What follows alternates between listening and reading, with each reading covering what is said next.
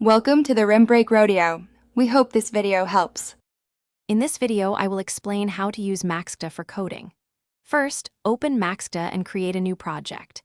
You'll then import your documents, such as interviews or focus group transcripts, into the document system window. This initial step is crucial for organizing your qualitative data.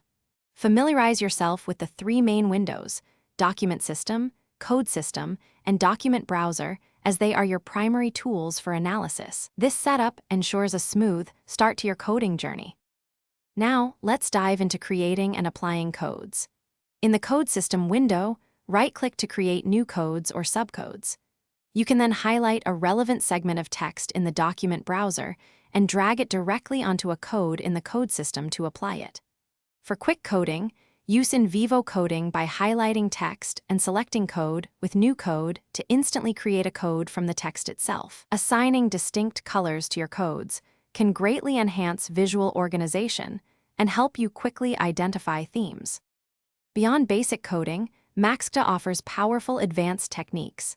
Attach memos to codes or document segments to record your analytical thoughts and interpretations, providing rich context.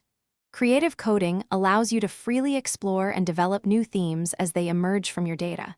You can also establish relationships between codes, showing how different concepts connect. For efficiency, consider using the Smart Code function to automatically apply codes based on specific keywords or phrases, saving you valuable time. Finally, let's explore how to analyze your coded data effectively. The Retrieved Segments window allows you to view all segments assigned to a particular code, providing a focused look at your themes. Generate code frequencies to understand the prevalence of certain topics across your documents. The Code Matrix browser offers a visual representation of which codes appear in which documents, revealing patterns. You can also export your coded data, including code frequencies and segment information, for more in-depth statistical analysis in other software. Thanks for watching. Consider subscribing if we helped you.